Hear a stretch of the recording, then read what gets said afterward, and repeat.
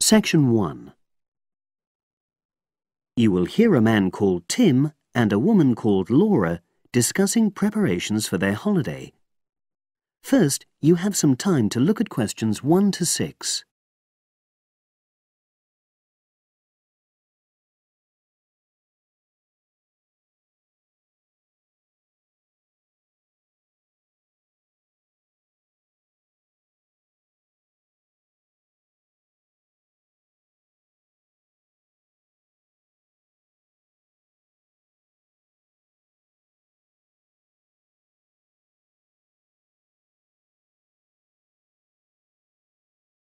You will see that there is an example which has been done for you.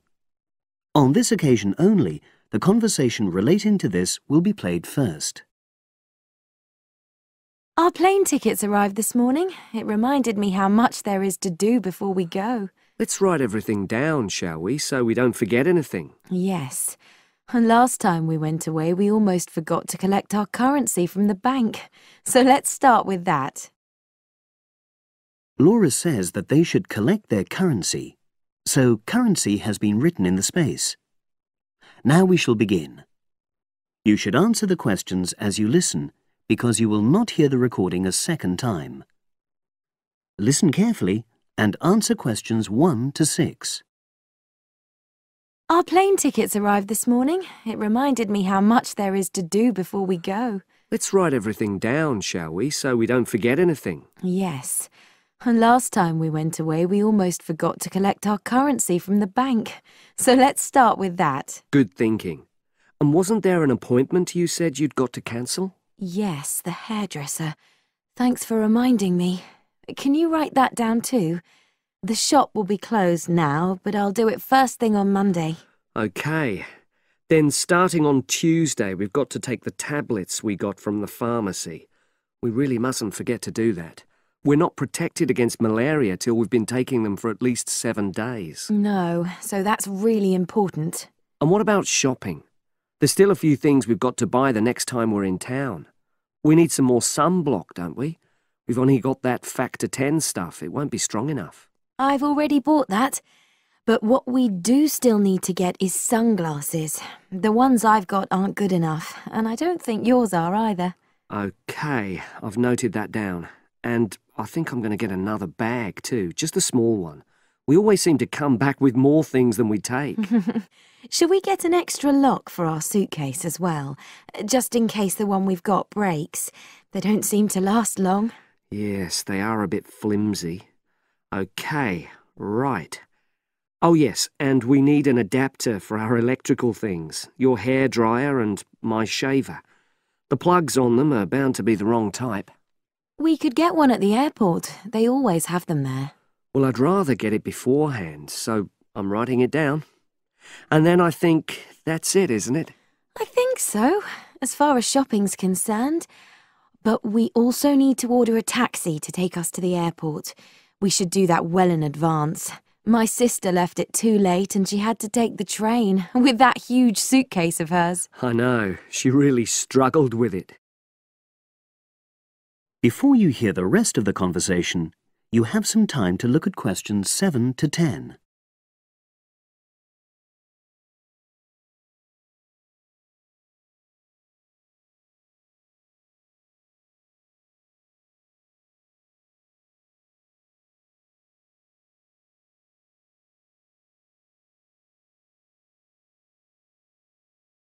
Now listen and answer questions 7 to 10. Now, let's see. Your mother said she'd come in regularly while we're away, so what do we want her to do? I'll write some instructions and we can give them to her tomorrow. Good idea. Well, the cat's the main thing. OK. Feed the cat. We ought to leave her the vet's details as well, just in case there's a problem. Yes. Have you got them handy? Hang on, I'm just looking. Yes, his name's Colin Jeffrey. Is that spelt with a G? Actually, it's Jeffrey. Quite an unusual spelling, isn't it? And his number? 077 594 128. It's a mobile. OK. And you should write down where it is. It's 4 Street, not sure what number, but it's next to the bus stop, isn't it? That's not a very good landmark, but it's on the other side of the road to the church, so I'll tell her that. Let's hope she won't need a vet anyway. Yes. Right, apart from that, there are the plants to water. Ask her to make sure they don't dry out. Oh, yes, and I've already mentioned the problem with the boiler, and your mum said she'd come round to meet the heating engineer and let him in. Yes, it's a lot for her to do, but we really need to get the problem sorted out. And the earliest date I could get an appointment was April the 30th. Isn't it the day after we go? Yes, we leave on the 29th, and she'll have to hang around till the job's finished. Oh, well, she won't mind, I'm sure. She likes helping people out. Yes, she does. OK. That's it then, I think. Unless you can think of anything else. Not at the moment. Leave the list there and I'll add to it. That is the end of section 1. You now have half a minute to check your answers.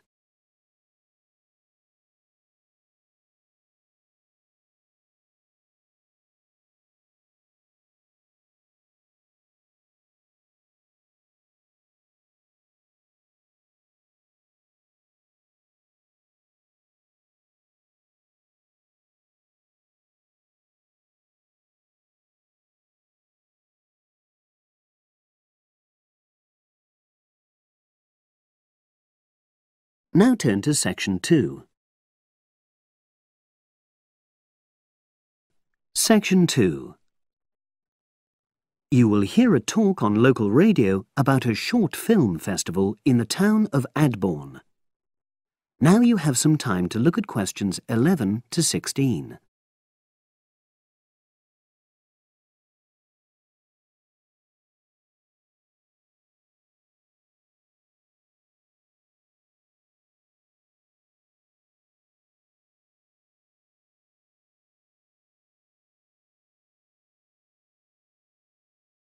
Now listen and answer questions 11 to 16. Today we're pleased to have on the show Fatima Johnson, who is the organiser of the Adborne Film Festival. Welcome, Fatima. Hello. Can you tell us a bit about the background to the festival and what it brings to the town? Well, the festival was started in 1996 by the then Mayor of Adborne, Joanne Smith. She wasn't a filmmaker herself. She'd actually been a very energetic tourism development officer for many years. But Adborne had run a classical music festival, which had been becoming less and less popular in recent years.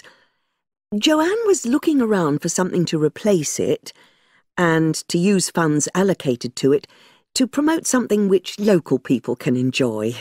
Great. So tell us about the festival nowadays. Well, it's held in the last 2 weeks of August every year, and short films from all over the world are shown in 3 places, in the theatre and our 2 cinemas. Several films are shown in 1 performance, and the whole thing lasts about 90 minutes. Tickets are very reasonably priced. Under 12s used to get in for 50p, but now we charge just £1, which is still very good value. £1.50 for students and £2.50 for everyone else. Performances are advertised all round town and also on our website, www.adbornefest.com. If you're interested in attending any performance, you can buy tickets online, of course. And you can also get them in the library, which is right next to the main shopping area. I'm afraid this year tickets are no longer available from either of the 2 cinemas because of restricted opening times. I understand you also run a film competition? Yes, for under 18s. We have a different theme every year. Last year, for example, the theme was Future Planet, and the winner was a 10-minute documentary encouraging youngsters to be more aware of environmental issues, focusing on getting school kids to cycle to school instead of going by car. This year, the theme is Sporting Nation, so there'll also be lots of ideas to choose from. Now, we're always on the lookout for new local talent, so if you live in the Adbourne area and are under 18, you should have a go.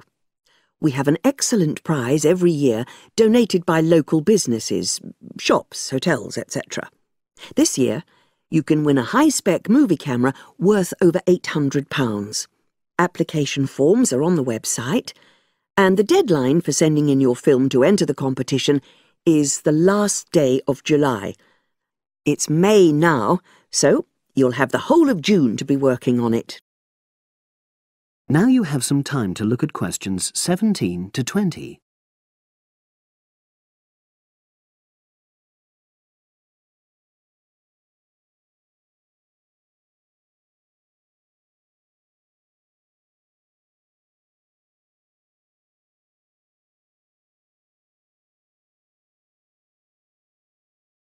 Now listen and answer questions 17 to 20. And what are the judges looking for? Well, although we choose very topical issues like the environment, we're not looking for propaganda, trying to get people to do something. Instead, we're looking for a new angle, a fresh way of looking at a theme. And of course, because it's a short film festival, it's not really about a fully worked story with well-rounded characters. It's more about good photography, conveying things visually. And who judges the films? A panel of 3 people who know a lot about film. We've used the same judges for many years, and we're very happy with their expertise. One thing we probably will change next year, though, is we want to add another class and another prize for older filmmakers. We'll keep it at a maximum of 10 minutes, though. The length works well for our festival.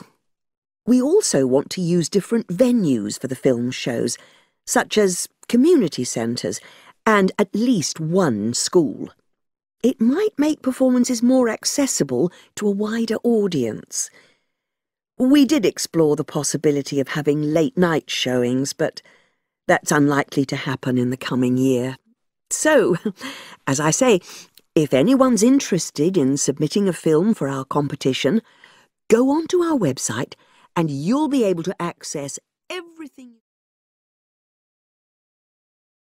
That is the end of section 2. You now have half a minute to check your answers.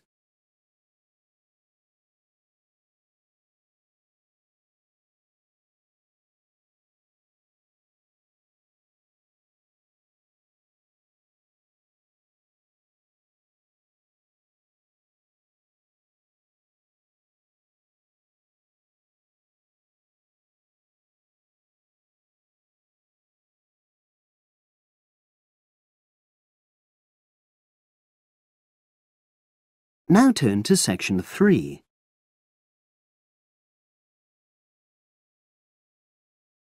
Section 3. You will hear 2 undergraduates doing a research methods course.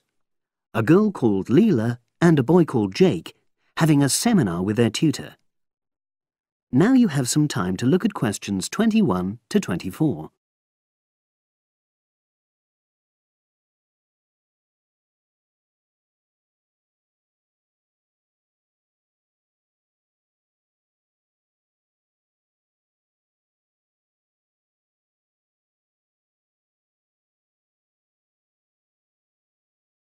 Now listen and answer questions 21 to 24.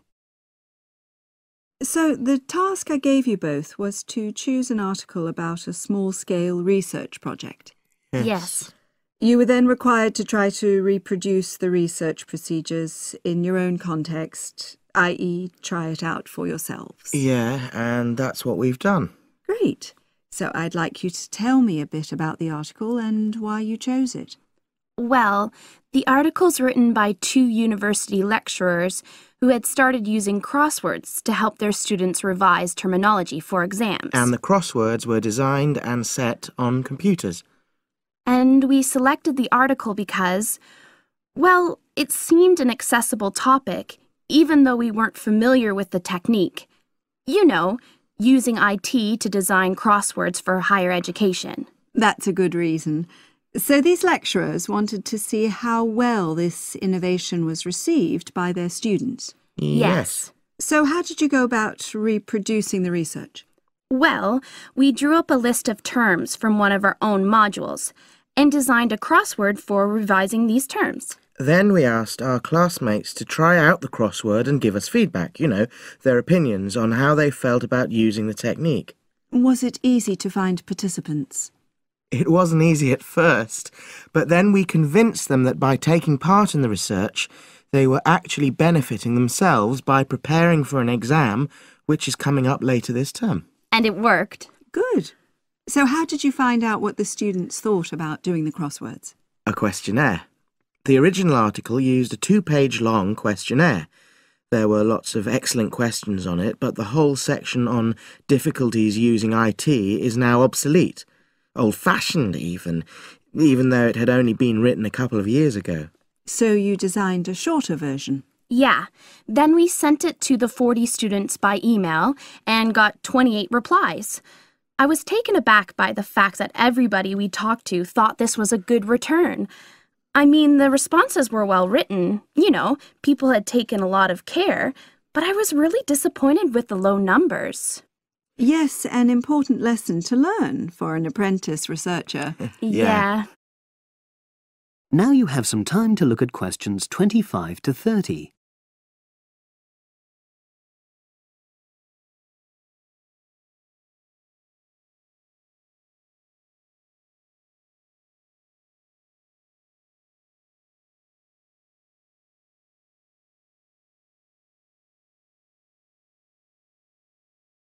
Now listen and answer questions 25 to 30.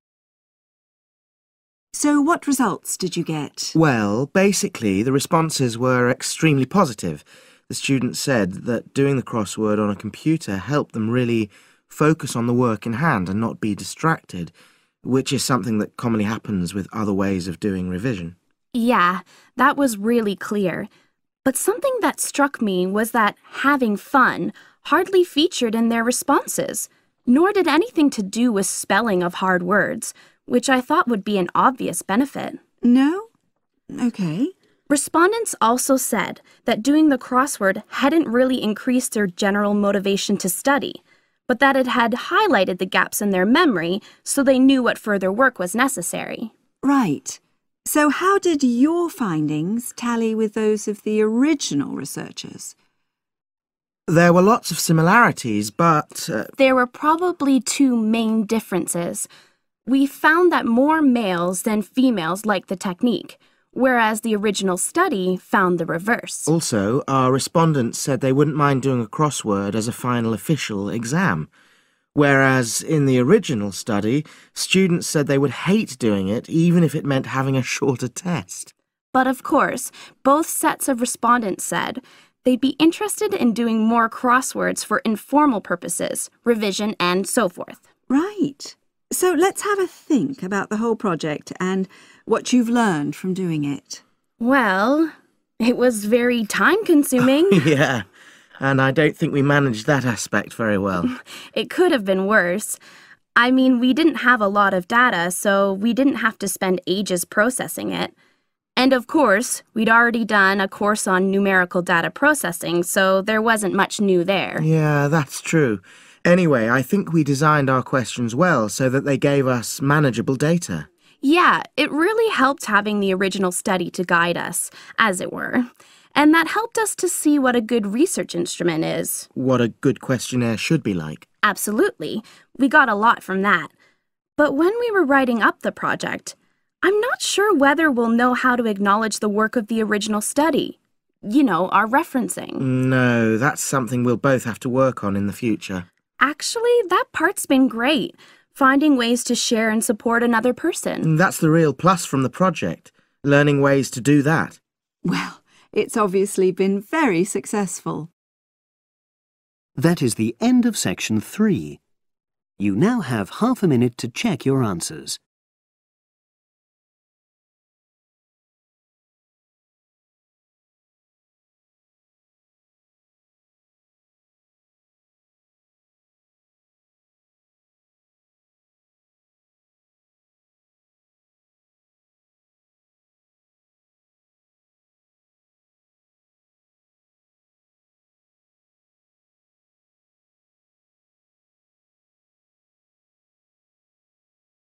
Now turn to Section 4. Section 4. You will hear a postgraduate psychology student talking to other students about a job satisfaction study he has investigated.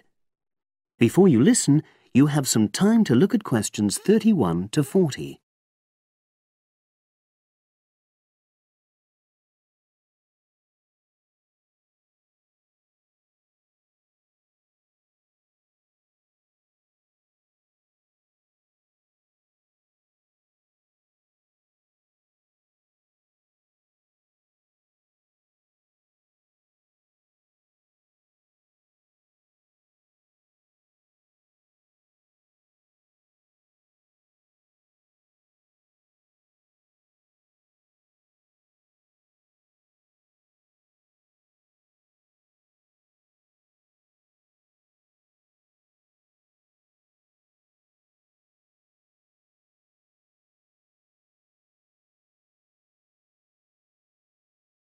Now listen and answer questions 31 to 40. Good morning, everyone. For my presentation today, I'm going to report on an assignment that I did recently. My brief was to analyze the methods used in a small study about job satisfaction, and then to make recommendations for future studies of a similar kind. The study that I looked at had investigated the relationship between differences in gender and differences in working hours and levels of job satisfaction amongst workers. For this purpose, employees at a call center had been asked to complete a questionnaire about their work. I'll summarize the findings of that study briefly now.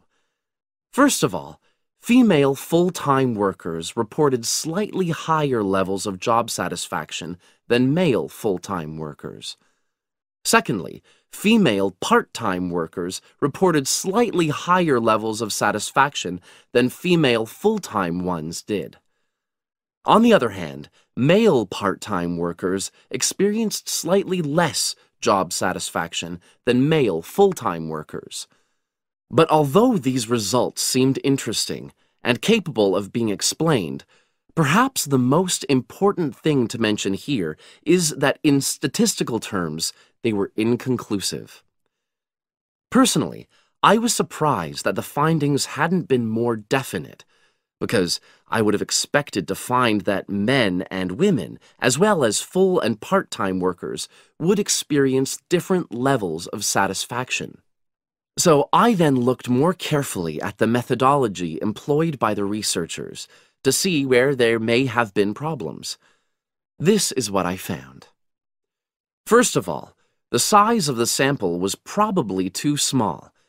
The overall total of workers who took part in the survey was 223, which sounds quite a lot, but they had to be divided up into subgroups.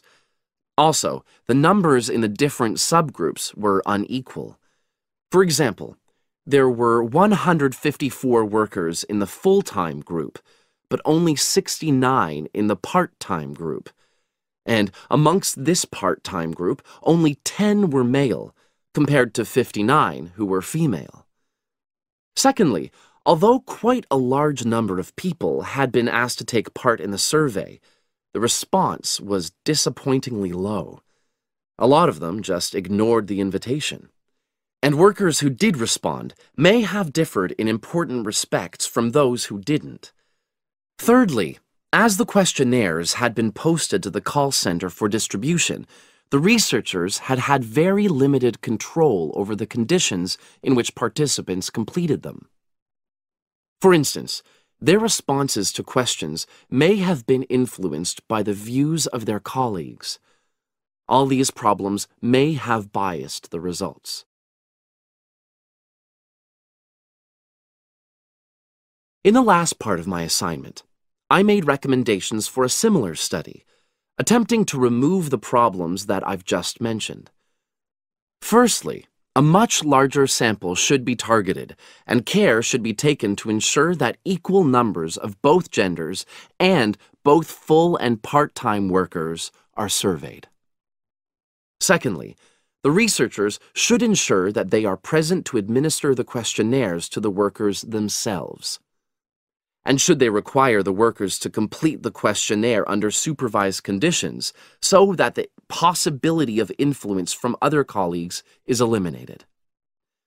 Finally, as workers may be unwilling to provide details of their job satisfaction when they are on work premises, it's important that the researchers reassure them that their responses will remain confidential, and also that they have the right to withdraw from the study at any time if they want to. By taking measures like these, the reliability of the responses to the questionnaires is likely to be increased, and any comparisons that are made are likely to be more valid. So, that was a summary of my assignment. Does anyone have any questions? That is the end of section 4.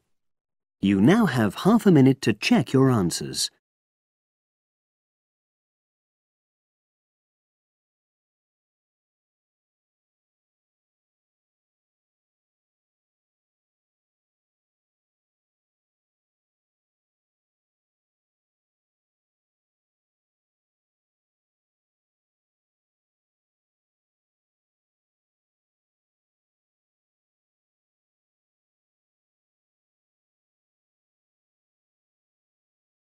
That is the end of the listening test. You now have 10 minutes to transfer your answers to the separate answer sheet.